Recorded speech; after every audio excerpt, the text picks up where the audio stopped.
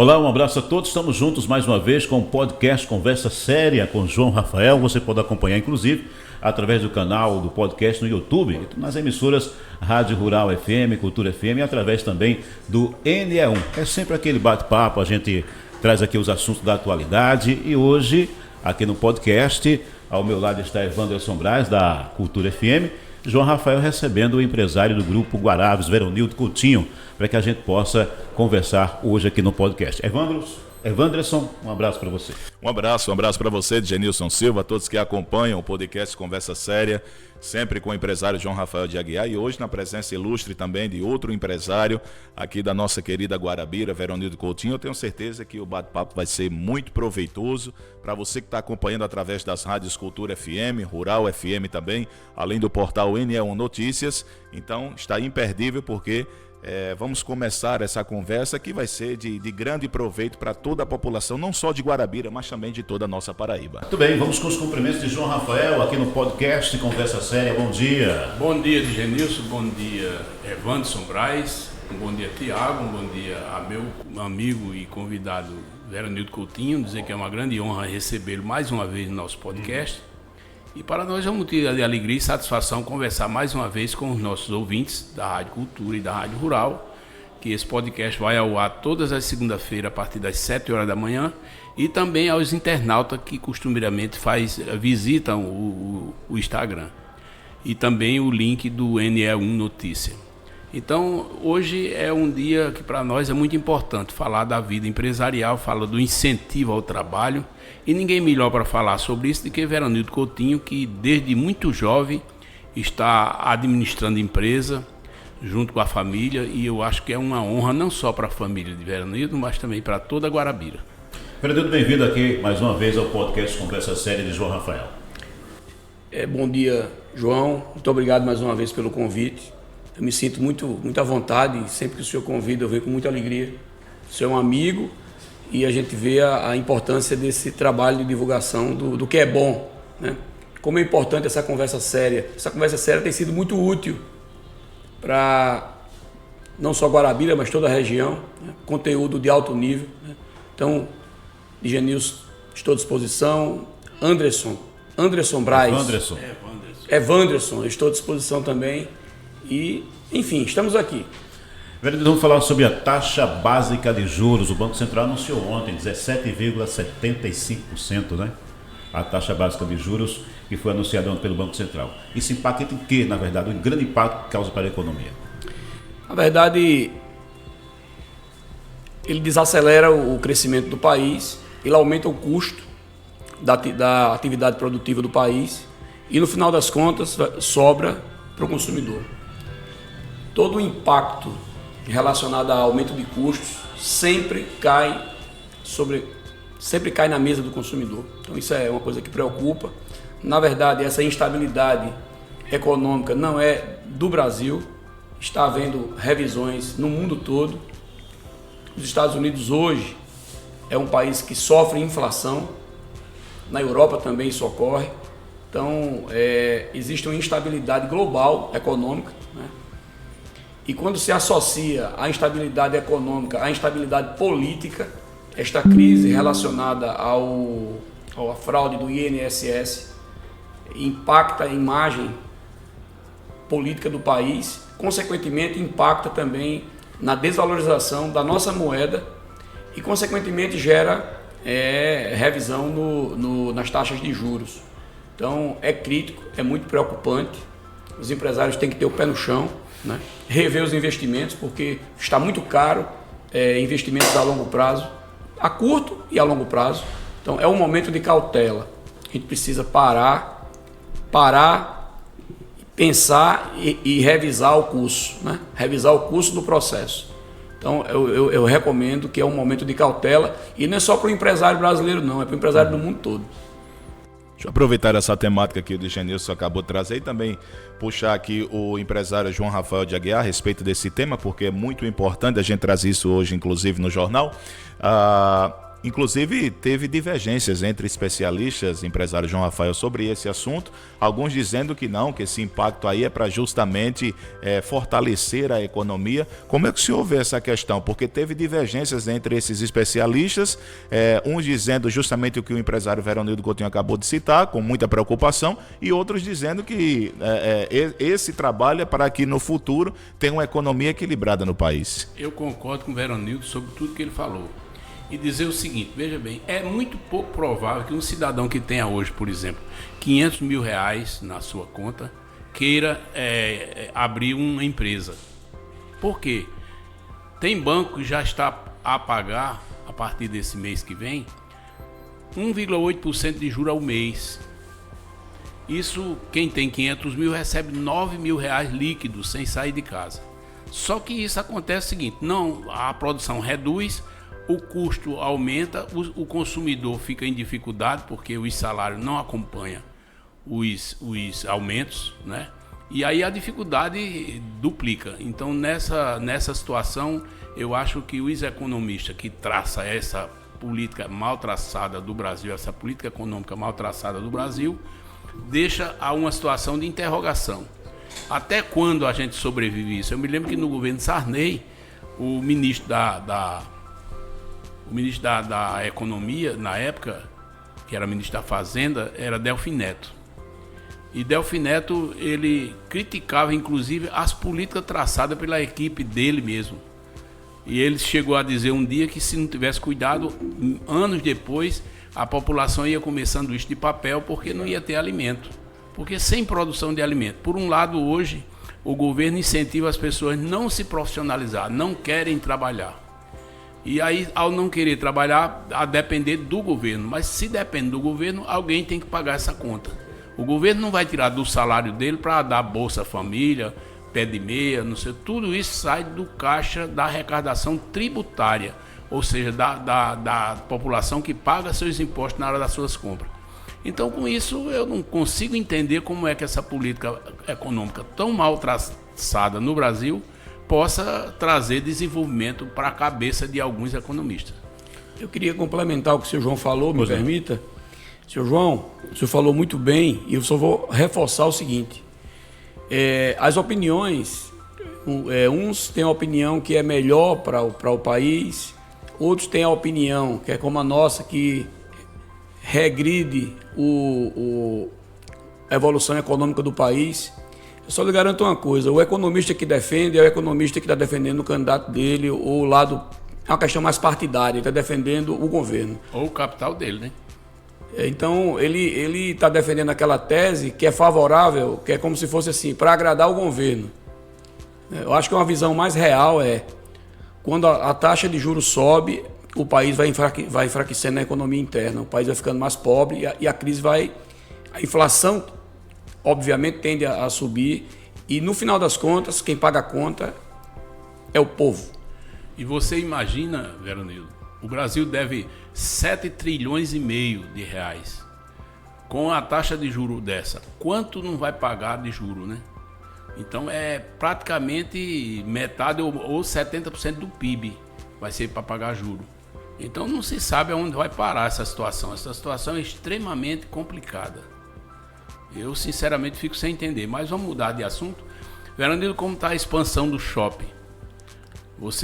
Outro dia eu estive visitando o shopping e você me mostrou muita reforma dentro do shopping, com a expansão de crescimento.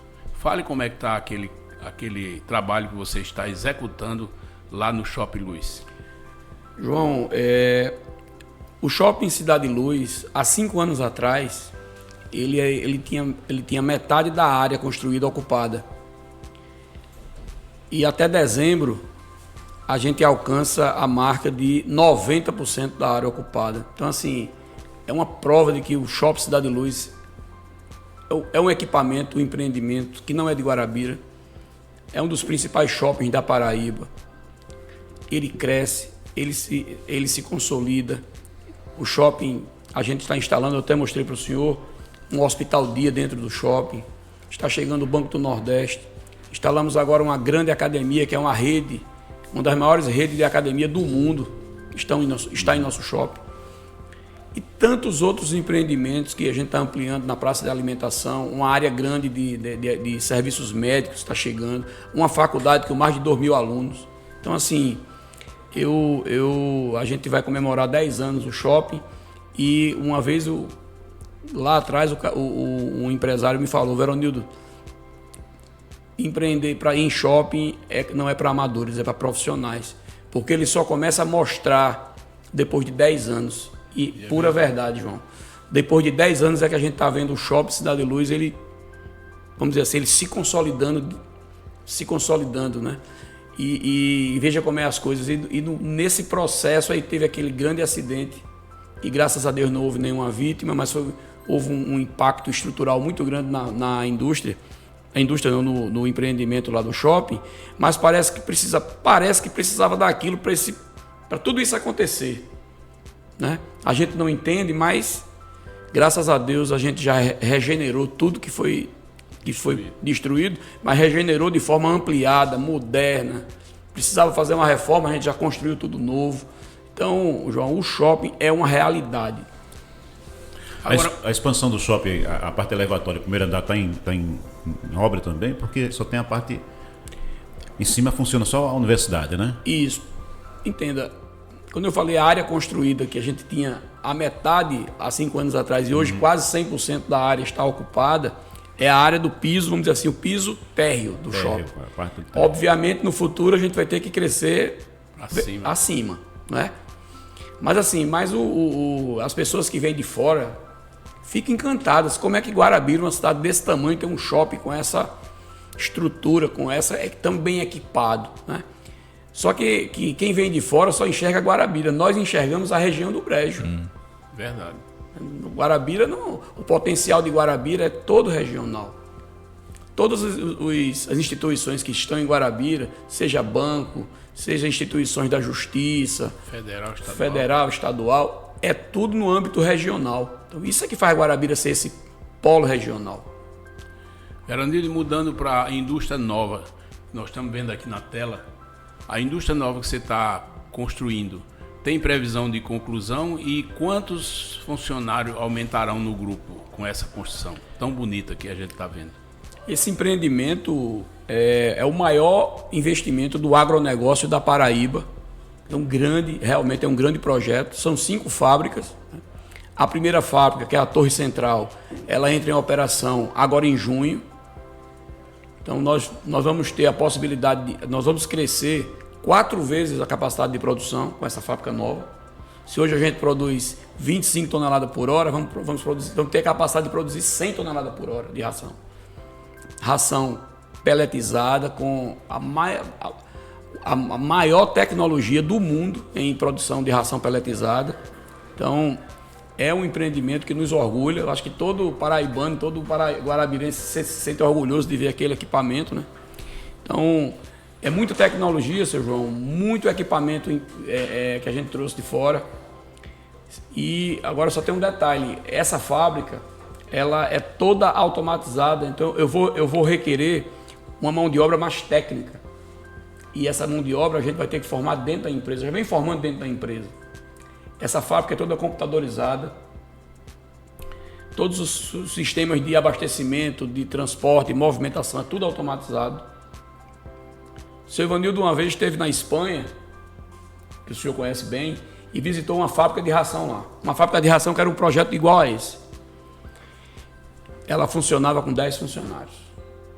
Então, é uma fábrica totalmente automatizada. No nosso caso, ela não vai ser tão automatizada porque nós não alcançamos o nível de investimento tecnológico que essa empresa da Espanha tem.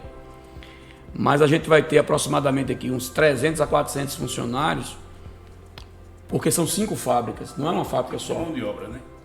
Mão de obra mais especializada, mas serão 5 unidades de produção.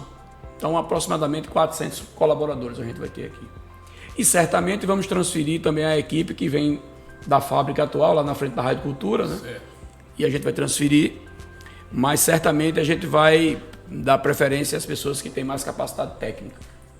Muita gente comentou e até comenta hoje em dia que com essa aquisição desse empreendimento, dessa fábrica que fica ali nas proximidades do abatedouro, né, na saída para Araçagi, que aquela fábrica que tem frente à antiga Rádio Cultura, frente à Universidade Estadual, ela estaria se mudando completamente para aí. É desse jeito mesmo ou ela vai continuar utilizando ali aquela unidade na saída para Cuitagi? Na verdade, e João sabe muito bem disso, quando a Rádio Cultura se instalou em Guarabira, que se instalou até antes da faculdade, não foi, seu João? Foi muito mais. A Rádio Cultura foi quem vendeu o terreno na faculdade. Então a Rádio Cultura, fazendo uma análise geográfica, ela ficava fora de Guarabira. Não existia nada ali. Nada, absolutamente nada. Não existia uma casa. A Rádio Cultura estava lá. Então a nossa fábrica, ela se instalou depois, né? Ela se instalou de frente à Rádio Cultura, só que a nossa fábrica, ela ficou pequena, ela produzia algum incômodo, porque a cidade cresceu para aquele lado, a faculdade cresceu também, e ela produzia algum incômodo para a vizinhança, né? E a gente viu que a fábrica também estava pequena, a gente não tinha como crescer mais lá naquela planta lá.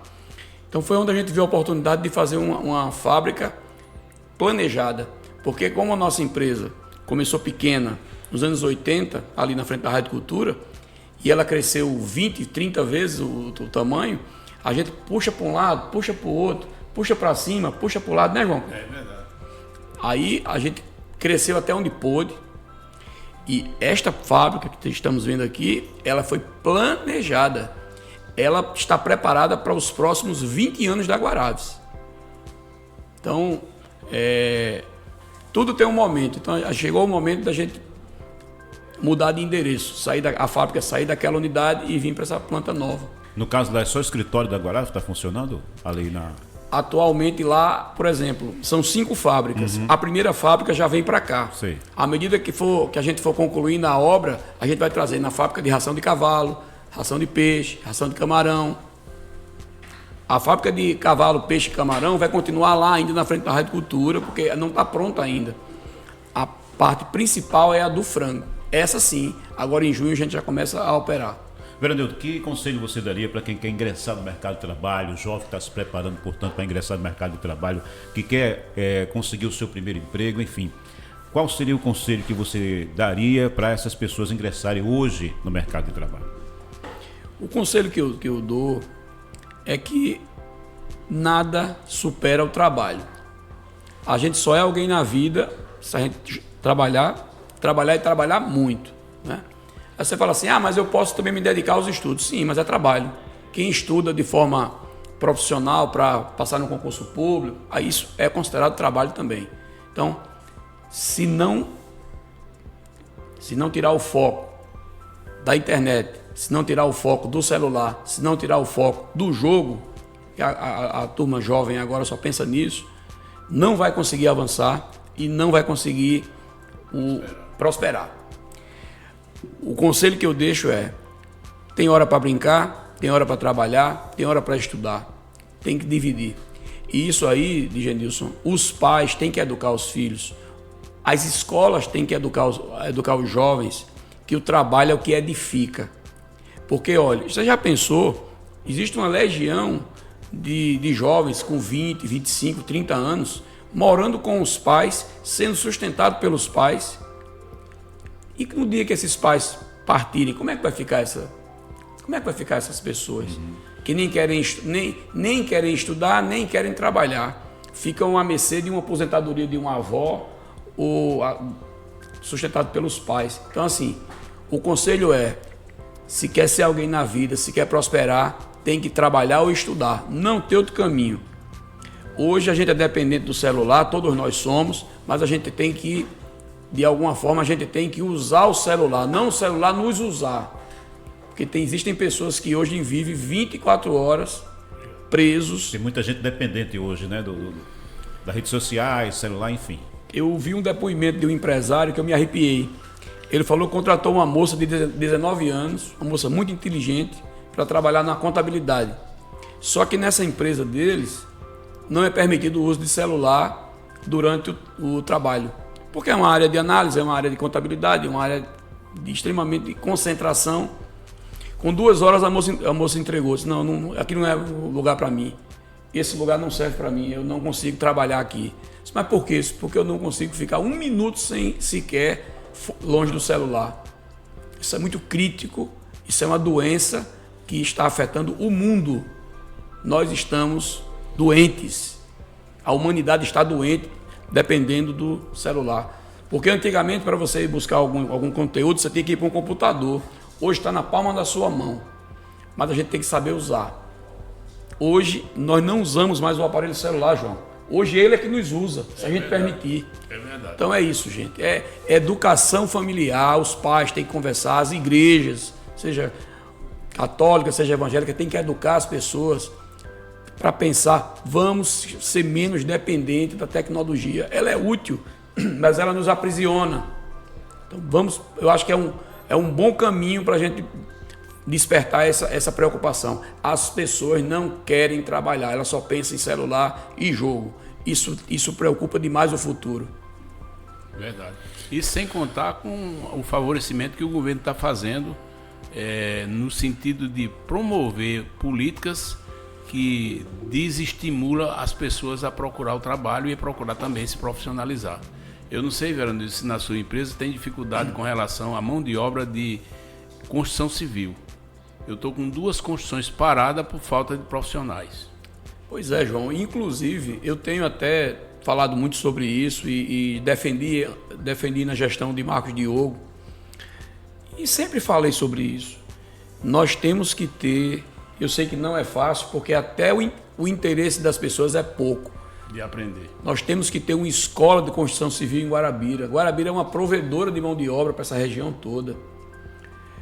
Uma casa que tem um pedreiro, ninguém passa fome, todo mundo vive bem. E não precisa o pedreiro ser contratado de uma empresa, não. Ele pode ser autônomo. Uma casa que tem um eletricista, que tem um pedreiro, que tem um gesseiro, que tem um pintor, ninguém sofre nessa casa. Porque é uma mão de obra muito valorizada. Então, João, mais uma vez eu insisto. O senhor, como secretário da Indústria, do Desenvolvimento Econômico de Guarabira, vamos procurar o Senai, vamos reforçar isso aí, vamos formar mão de obra técnica. Guarabira não tem pintor, não tem... Falta até auxiliar de servente, né, que a gente fala, até auxiliar falta. Mas as pessoas reclamam que não tem oportunidade, as pessoas reclamam que não tem emprego, ficam dependendo sempre do poder público, seja na porta do prefeito, seja pedindo acesso a um auxílio... essas bolsas, né? Bolsa Família, bolsa isso, bolsa aquilo. Então, assim, é muito crítico isso aí, é muito sério. A gente tem que estar realmente voltado para isso. E esse assistencialismo, ele não está motivando as pessoas a trabalhar, João. É verdade. E eu defendo, Veronildo, quando eu converso com alguns políticos, deputado federal, senador, eu sempre defendo que essa bolsa, ela devia ser apenas... não só para as pessoas desempregadas, mas para as pessoas de baixa renda que ganham salário mínimo. Pessoas que estão recebendo um salário mínimo devem receber um auxílio do governo, seja federal, seja estadual. Eu acho que seria importante. Agora, pelo prazo, você vai ter um prazo, porque tudo é prazo. Agora, se você deixar como uma aposentadoria, o comodismo é imediato. Porque se você tem um prazo, você está sabendo que dentro de 6 meses você tem que se capacitar. Você tem que se profissionalizar para ganhar mais. Eu, por exemplo, tenho muitos exemplos como você tem dentro da própria empresa. Você mesmo foi estagiário, Evandro, conosco. Sim. E com muita honra, graças a Deus, você hoje é um dos melhores profissionais dentro do grupo. Por quê? Foi você que se esforçou, foi você que se interessou, viajando todo dia quase 100 quilômetros para galgar essa profissão e estudando, mas dependendo do trabalho também. Eu acho que isso foi muito importante para a desenvoltura profissional e serve para exemplo de qualquer pessoa. E você, como uma pessoa da imprensa, você deve sempre estar dando esse exemplo para os jovens que querem realmente ser alguém na vida. Partindo desse princípio, inclusive, empresário João Rafael e também Veronildo Coutinho, Toda segunda-feira o Cine Paraíba oferta aí centenas de vagas, né, de oportunidades de vários segmentos, inclusive como vocês citaram, até mesmo do auxiliar, o servente de pedreiro, entre tantos outros. Então toda segunda, no mínimo 500 vagas são ofertadas em pelo menos 10, 11 cidades de nossa Paraíba. Aí você convida um profissional desse para vir trabalhar na empresa, aí ele diz, eu venho, mas não posso assinar a carteira. E qual é a empresa que vai trabalhar com risco com pessoas sem carteira assinada? Verdade. Pode acontecer um acidente de trabalho, pode acontecer N problemas que vêm para a empresa. Por que você não quer assinar a carteira? Porque eu recebo bolsa. Se eu assinar minha carteira, eu vou perder os benefícios do governo.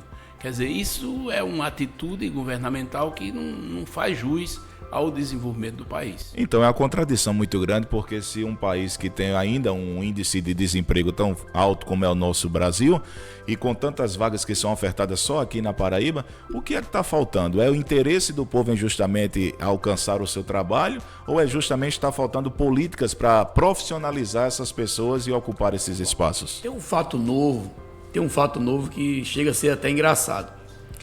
Hoje, quando o homem ele tem um filho, quando nasce o filho dele, se ele fizer um curso, ele tem direito a 20 dias de folga, que é a licença paternidade. Mas ele tem que fazer um curso. Aí todo mundo se interessa para fazer esse curso, para ter direito a ficar os 20 dias em casa. Tudo bem, quem somos nós para julgar se isso é certo ou errado? Beleza. Mas por que não, pegando a ideia de João, para ter direito ao auxílio assistencial do governo, o cara não tem que dar algo em troca, não teria que se qualificar, não teria que estudar, porque esse dinheiro é dado a preço de nada. O cara não tem responsabilidade nenhuma e todo mês recebe aquele dinheiro. Ele vai querer trabalhar, acordar 5 horas da manhã todo dia? Talvez não. Ele vai preferir viver de bico e continuar recebendo aquele auxílio, entendeu? Então, assim, quando é para beneficiar essa da paternidade, eu achei graça, viu, seu João? O cara estuda, faz um curso na internet e tem direito a ficar 20 dias em casa, cuidando da mulher e do menino, que muitas vezes está tomando cachaça, comemorando a chegada do filho. Então, assim, eu vou lhe contar um exemplo que aconteceu no passado comigo. Eu estava na empresa e depois do almoço chegou um profissional nosso e disse, seu João, o senhor me libera para mim sair agora? Aí eu disse, por quê? Aconteceu algum fato? Ele disse, não, porque meu tio faleceu e eu queria ir pro velório. Pois não, pode ir. É um caso justo, né? Ele foi embora. Meia hora depois, chega exatamente o tio dele na portaria para falar com ele, numa moto. Aí o rapaz da portaria disse, não, ele já foi. Desceu para casa. Aí no outro dia ele veio bater o ponto. Quando ele bateu o ponto, coincidentemente, eu estava lá, vi, aí chamei ele. Vem cá, me responda uma coisa, você acredita em vida após a morte? Ele disse, não, eu não acredito não, porque eu nunca ouvi dizer que alguém veio para contar. Eu disse, pois existe. Como é que o senhor sabe que existe?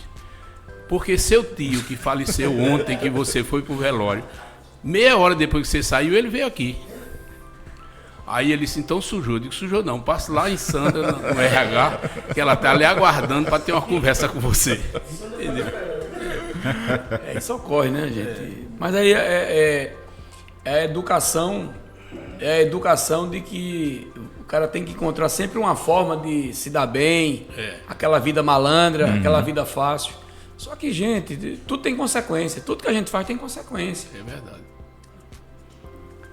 Essa semana um colaborador já tinha apresentado uma dezena de declarações, porque ele não conseguia mais atestado e estava dando declaração. A última foi até engraçada. Ele foi acompanhar uma prima que tinha ido ao médico.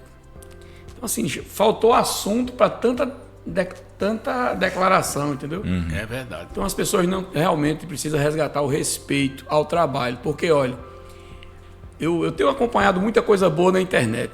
E eu vi outro dia o cara dizendo o seguinte, que chegou um funcionário para o patrão e disse, olha, eu a partir de hoje não quero mais trabalhar para você me explora, me paga pouco. Aí ele disse, pois bem, então faça o seguinte, tá bom. Você vai agora fazer o seguinte, você vai eu vou lhe indenizar, você vai sair daqui tudo muito bem. Agora faça o seguinte, abra uma empresa para você, alugue um imóvel, procure um banco, procure os órgãos para estabelecer a personalidade jurídica da empresa, faça tudo isso, contrate pessoas, para no final você entender o quanto é duro ser empresário, porque às vezes o camarada pensa que é fácil. No final do mês, nós empresários temos que garantir que é o direito mais, é o maior direito, a maior obrigação do empresário, não é só com os fornecedores, não é com as instituições financeiras. O empresário, o primeiro compromisso dele é com os funcionários. É verdade. É o primeiro. Ele pode até atrasar uma coisa ou outra, mas os funcionários têm que ser no dia. Por quê? Porque é legítimo isso aí. Eu acho até que é até bíblico, né, João? É verdade, claro. O cara a gente respeitar aquele suor derramado, aquele tempo que o cara dedicou à empresa. Então, é legítimo. Agora, não é fácil. No final muitas vezes o empresário, no final do mês, ele pagou a todo mundo e às vezes não sobra nem para ele. Acontece muito. E o colaborador, às vezes, não pensa nisso. Ele não se preocupa com isso. Ele só pensa nele.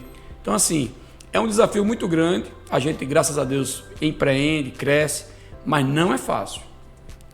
Não é fácil. O funcionário, ele tem que ver com os olhos assim de dizer que Deus abençoe essa empresa, que essa empresa prospere, que ela consiga trazer mais colaboradores aqui para dentro, né? Que o colaborador cresça dentro dessa própria empresa, que na sua empresa, João, e na minha, certamente, tem muita gente que entra como auxiliar de produção e vira gerente, vira supervisor. Gerente, exatamente. Então, as oportunidades estão aí. Agora, a pessoa tem que querer, a pessoa tem que fazer sua parte, sabe? E eu estou sentindo uma carência disso. Fernando Coutinho, falar do mercado de exportação e também importação, agora Aves continua atuando, portanto, com um produto bom todo para fora do país? Nós somos importadores, né, de vários insumos da nossa indústria. E o nosso maior fonte de matéria-prima é a China. A indústria química da China é muito, muito forte. E também exportamos para a Ásia. Então nós exportamos para o Japão e para Hong Kong e vários países ali do entorno. Vietnã, não importamos ainda para a China, porque a China tem outras exigências. E ainda não exportamos ainda para a Europa. Mas assim, no âmbito dos países que a gente atende, são 20 países. E a gente exporta, basicamente a gente exporta pé de frango. É o nosso principal insumo que a gente exporta para a Ásia. Dentro desse contexto todo, ultimamente a gente trouxe uma matéria nos programas jornalísticos a respeito que mais de 8 milhões de brasileiros ainda passam fome nesse país, apesar de ser um país que é considerado a fazenda do planeta, que é o nosso Brasil, por tudo que é produzido. E alguns empresários falavam o seguinte, porque foi um dos pontos que alegaram isso, é de que estava se exportando muito mais alimentos do que sendo vendido e consumido aqui propriamente no Brasil. Muitos empresários contestaram essa questão, disse que a parte que exporta, ela é perfeitamente compatível com a que também é consumida aqui no país. Sua visão é essa também? Acha que está exportando mais do que justamente produzindo aqui e deixando aqui no país? Como é que está essa questão? Quanto maior é a demanda, maior é a produção. Se o Brasil exporta mais, ele produz mais. Isso é desculpa. Esse mapa da fome do Brasil, isso é mais um elemento que é usado pela política. Porque quanto mais pessoas passando fome, mais justifica o assistencialismo, isso. Mais justifica a distribuição de dinheiro por voto. Entendeu a lógica? É verdade. Isso aí eles usam. Por exemplo, eu lembro que geralmente vídeo... ninguém traz a fonte, né? Só fala no mapa da fome, Eu lembro de um vídeo do presidente no passado, falando que tinha mentido numa assembleia de cúpula na Europa, dizendo que a metade da população do Brasil passava fome, que aquilo era bom para sensibilizar o mundo da pobreza do Brasil. Gente, o Brasil não é pobre. E nesse mesmo vídeo ele dizia que se orgulhava de mentir, para chamar a atenção do pessoal da Europa. Então, assim, se colocar no lugar de coitadinho, isso é coisa para a África. O Brasil é um país rico, não pode se colocar no lugar de coitadinho. O Brasil é rico, independente de Bolsonaro, independente de Lula. O Brasil é rico e forte, independente de Trump. Entendeu, João? O Brasil é uma potência. Eu não aceito que o Brasil é um país de segunda linha. Infelizmente, na Europa, nós somos tratados como um país de segunda linha, de segunda linhagem.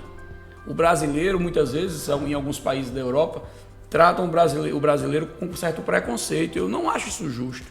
Se nós somos os maiores provedores de alimento do mundo, a gente tem que ser respeitado. Agora, quando o cara vai lá para a ONU dizer que no Brasil a metade da população passa fome, qual é o objetivo dele? Passa a ser coitadinho o brasileiro, né? O brasileiro é coitadinho, o brasileiro é malandro, o brasileiro é esperto. Infelizmente, a gente não deve se orgulhar disso. A gente tem que se orgulhar que o Brasil é um país de gente forte, trabalhadora e que alimenta o mundo. Essa é a autoestima que a gente tem que resgatar, entendeu? E Veranildo, eu defendo muito que até o trabalhador ele deve ser um empreendedor, ele deve saber empreender. Nunca deve gastar tudo que ganha, deve sempre saber economizar, exatamente para poder ele entender como prosperar. Porque quem sabe economizar tem tudo para prosperar pelo pouco que ganha, mas há uma tendência natural de organizar suas finanças. Verdade, João, com certeza. A educação financeira era outro quesito que deveria ser explorado nas escolas também. Logo no início, né? Porque para formar cidadãos conscientes, né? A gente tem uma outra carência que a gente percebe na sociedade moderna. As pessoas não se preocupam com o futuro. Eu sou filho de um homem que nunca parou de trabalhar porque sempre pensou na frente, sempre pensou no futuro. Ivanildo sempre pensou na frente. É verdade. E nós, independente do nosso tamanho, a gente sempre tem que pensar um pouco na frente, cuidar um pouco da frente, claro. Pensar como é que eu vou deixar, o que é que eu vou deixar para os meus filhos, o que é que eu vou deixar para a minha família, qual o legado que eu vou deixar. Hoje, a geração de hoje está preocupada só com o presente, não está preocupada com o futuro. É outra questão que precisa ser amplamente trabalhada, sabe? Essa conscientização. E você acredita que aí parte mais da questão da educação nas escolas, em casa também, que vai mudar esse cenário, né, Veronildo? Olha, a maior escola é a casa. Educação familiar. A educação familiar é tudo.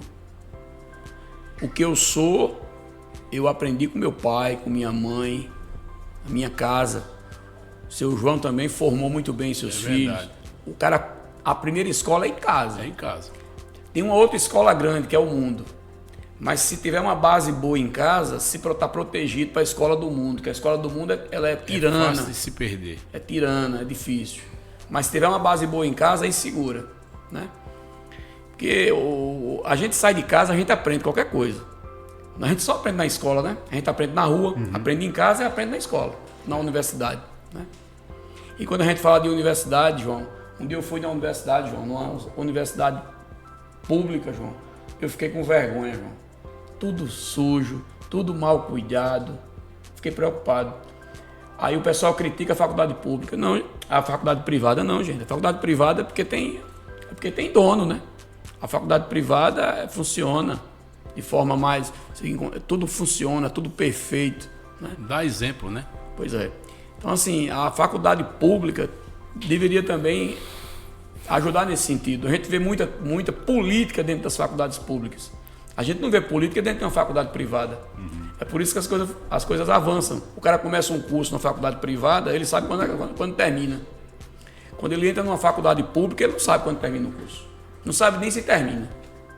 Muito bem, chegamos ao final do podcast Conversa Séria de hoje. Vários assuntos, vários temas foram debatidos, questão econômica, questão de emprego, questão de desenvolvimento aqui para a nossa região, a visão desses empresários extremamente importante na relação atual da nossa economia. E a gente quer agradecer aqui, em nome de João Rafael, a presença do Veranildo Coutinho, do Grupo Guaraves. Agradecer também ao nosso Evandro, que hoje esteve com a gente aqui no podcast.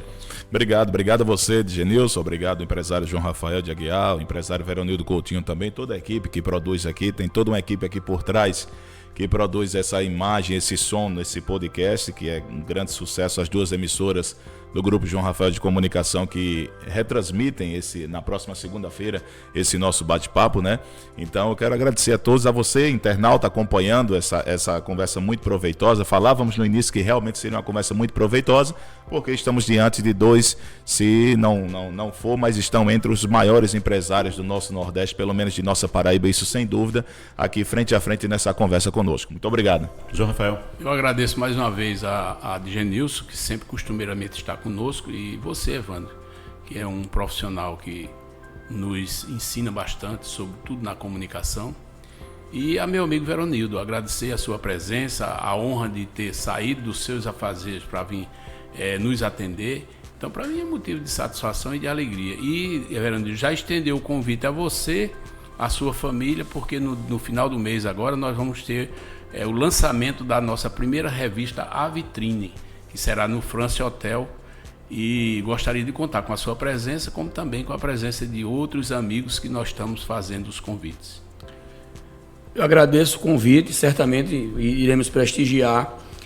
Agradeço mais uma vez a oportunidade de Genilson, Evanderson, João, de participar desse debate aqui. Eu entendo que a gente, pela história da gente, a gente tem algo a somar, algo a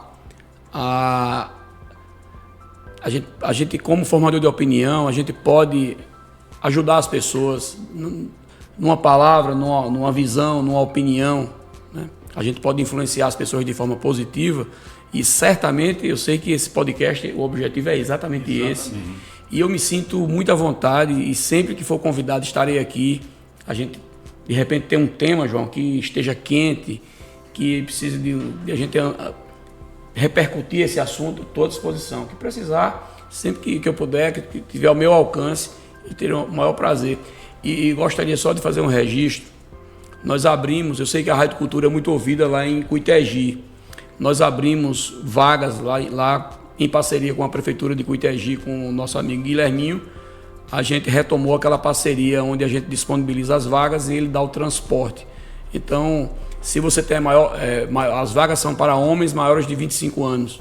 Se você tem interesse, é de Cuitegi, tem interesse, procura a Prefeitura, procura a Secretaria de Ação Social, eu acredito que seja o CRAS, que a gente está lá com 30 vagas para atender a nossa indústria no segundo turno, e a parceria com a Prefeitura de Cuitegi já foi consolidada. Outra questão também, João, que eu queria trazer, é que na próxima semana, nos próximos dias, a Secretaria da Agricultura do Estado vai inaugurar aqui uma unidade, uma extensão da unidade de Secretaria da Agricultura, aqui um escritório novo, a USAV, que é relacionada à parte mais de vigilância e controle da febre aftosa, enfim, cuida de toda a região aqui. E essa instituição vai funcionar ali próximo ao shopping. E eu vou avisar com antecedência, Fernando, para você mandar uma equipe da rádio para fazer uma cobertura. Sim, com certeza. Essa instalação dessa USAV é uma parceria da Guarabes com a Secretaria da Agricultura. E certamente o secretário Hugo ele vem para o evento. E aí, em tempo hábil, eu vou avisar direitinho para a gente programar. Com certeza. Então, eu agradeço e esperamos gravar um outro podcast também com o Veronildo Coutinho. Agradeço a todos vocês, muito obrigado. Muito bem, hoje a gente fica por aqui, mas na próxima segunda-feira tem mais Conversa Séria com João Rafael, podcast que você acompanha todas as segundas. Um abraço.